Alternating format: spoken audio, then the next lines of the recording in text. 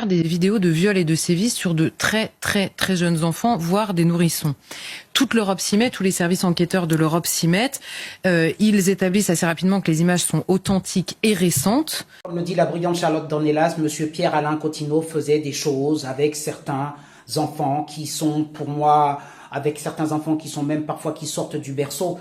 L'analyse d'images, donc poussée vraiment assez loin, oriente les enquêteurs vers la France et en particulier vers un petit coin de Bretagne et vers un homme qui s'appelle Pierre-Alain Coutinho. Il a 32 ans, cet homme, et il est repéré parce que l'une des victimes sur les vidéos qui subit des sévices décrits par les enquêteurs comme d'une violence exceptionnelle, est atteinte d'un handicap lourd. Or, il se trouve que cet homme, qui est père séparé d'un enfant de 4 ans, ancien bénévole de la Croix-Rouge, militant LGBT, engagé contre les violences familiales, candidat LFI au départemental à l'époque, a obtenu un agrément de l'aide sociale à l'enfance via le département et qu'il a justement depuis quelque temps une toute petite fille de 4 ans qui est lourdement handicapée et qu'il accueille chez lui. C'est comme ça que les enquêteurs remontent jusqu'à lui. Il est interpellé en septembre dernier alors qu'il s'apprête à fuir vers la Tunisie. Je peux inqualifiable, et ce monsieur était bien sûr bien sous tout rapport, militant, engagé, LGBTQIA+XY et compagnie, des droits des femmes, défense et compagnie. Bien sûr, je vote à gauche, monsieur Pierre-Alain Coutinho, 32 ans, et profitait donc d'une enfant handicapée, polyhandicapée, je le répète. Là, vous l'entendez sur CNews. Encore une fois, vous ne l'entendrez pas ailleurs. Alors, ce monsieur, on va le mettre à l'ombre pour un petit moment. Mais bon, en attendant, il était soi-disant référent ASE, référent des familles. Alors, l'ASE, je vous rappelle, l'aide sociale à l'enfance. Alors, on se demande où est l'aide. Alors, référent ASE, on ne contrôle jamais, évidemment, qui ils sont. Eh bien, sous tout rapport, on lui donnait donc des enfants. Et on a démantelé derrière lui un réseau. Parce que, évidemment, il faisait des choses. Mais en plus, il filmait. Ensuite, il faisait venir des hommes de partout qui exploitaient effectivement ce que vous savez. Et c'est la sidération absolue. Les enquêteurs parlent même d'un degré de dissimulation hallucinant qui a sidéré absolument tout le monde chez cet homme. Ils font des perquisitions chez lui et l'histoire est pire encore. Non seulement cette petite n'est pas la seule victime, mais il n'est pas le seul bourreau. Il viole, torture, filme, publie ses vidéos et attire ainsi d'autres pédocriminels. Et il leur offre, à lui comme à ses compagnons qu'il ne connaît pas autrement que par la pédocriminalité, les enfants qui sont confiés à lui. Et il y a parfois, par le biais de ces vidéos, une suspicion de soumission chimique. Je le note parce que c'est quelque chose qui a su faire parler beaucoup et on se rend compte que ça dépend des affaires apparemment. Bon, pour l'instant, il y a 4 victimes qui sont identifiées, 5 bourreaux présumés, peut-être beaucoup plus dans les 2 cas, nous disent les enquêteurs. Et si 4 des bourreaux sont inconnus des services de police, le 5e a été, lui, déjà condamné en Belgique. Donc il faisait des centaines de kilomètres pour venir jusqu'à la Bretagne. Il avait déjà été condamné en Belgique pour homicide et abus sexuels sur mineurs. Charlotte, ce sont des sujets dont personne n'ose vraiment parler. On a même hésité, nous, à en parler. Alors que les victimes ne peuvent pas se défendre seules. Comment expliquer ça ? Et donc, voilà, il entretenait un réseau. Et donc, là, il y avait une fillette de 4 ans. 4 ans, imaginez, polyhandicapée, qui était donc à sa charge et dont il a fait ce qu'il a fait. Avec une fille polyhandicapée.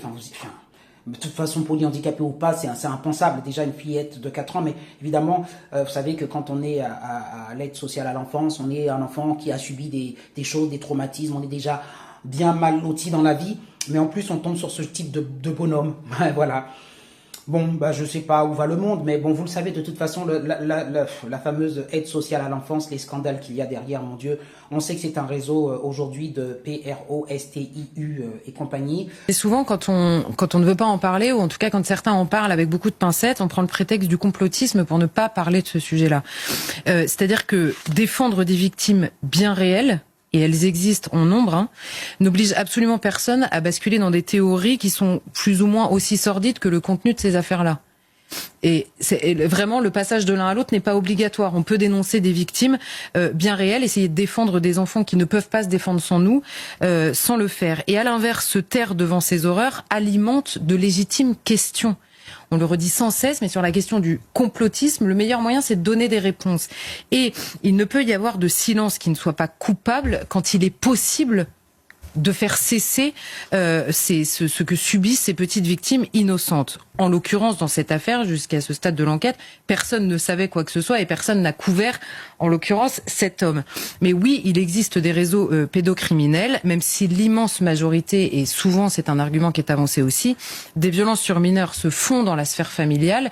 On sait que ils font des choses incroyables pour pouvoir, entre guillemets, désenfanter certains parents. Et d'ailleurs, il y a eu des témoignages et des enquêtes qui disent que les personnes ne regardent même pas les dossiers. Il faut absolument, entre guillemets, retirer leurs droits parentaux à certains parents et faire ce qu'on appelle des placements abusifs.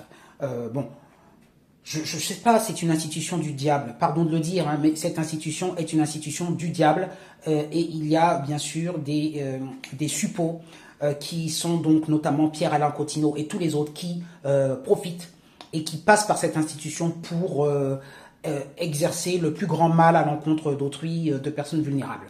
Voilà, postez vos commentaires, mais je vous assure, à un moment donné, il va falloir qu'un politicien mette le nez là-dedans très sérieusement et ait le courage de démanteler tout ça. Bonne journée.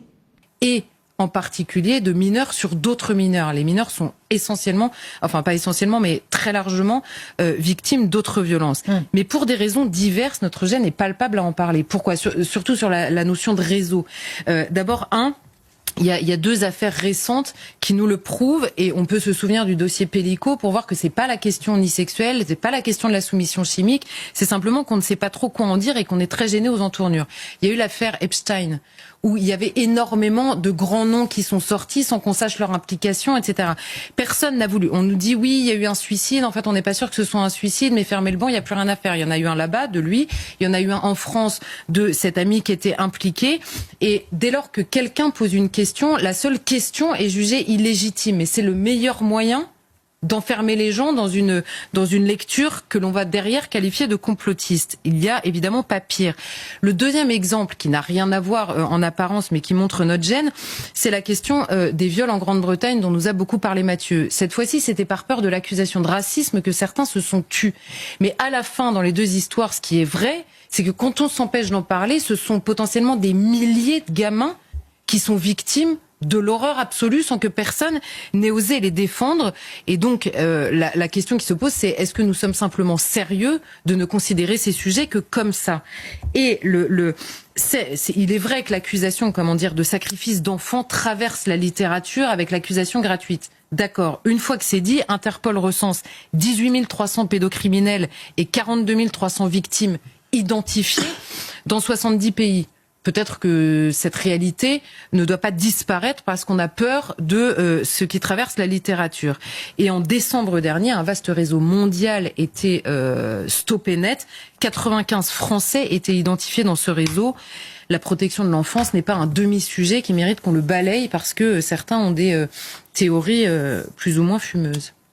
Dernière question, il y a eu un travail, Charlotte Dornelas, un travail de fait sur l'inceste, sur les violences intrafamiliales. Nous avons quand même évolué sur la considération de l'impossible consentement de jeunes mineurs. Est-ce que ça, c'est pas une bonne chose ? Si, et il était temps qu'il y ait un retour de balancier qui réaffirme cette évidence de l'absence de consentement d'un mineur de moins de 13 ans ou de moins de 15 ans. Il n'est jamais trop tard pour ouvrir les yeux sur les horreurs commises à l'égard des enfants, en se focalisant, et j'insiste là-dessus, et c'était la seule raison pour laquelle le fait, par exemple, parce que dans tous les papiers, ça a été noté qu'il avait été candidat LFI, il a été viré par LFI dans la seconde où on a appris évidemment ce qu'il faisait. Simplement, c'est une manière de rappeler à tous qu'un minimum d'humilité quand ce genre d'affaires arrive, elle traverse absolument tout. Et simplement, si on veut se focaliser sur la protection des mineurs, on évite de se servir des mineurs victimes pour tenter d'atteindre une autre cible que la lutte contre la pédocriminalité. Et ça vaut pour absolument tout le monde. Et cette affaire implique encore l'aide sociale à l'enfance. Alors que les choses soient très claires, elle n'est absolument pas en cause, ni dans l'agrément qui a été donné. Encore une fois, les enquêteurs parlent d'une dissimulation ahurissante. Mais c'est simplement une piqûre de rappel. Que faisons-nous des enfants qui nous sont ainsi confiés et que nous prétendons protéger ?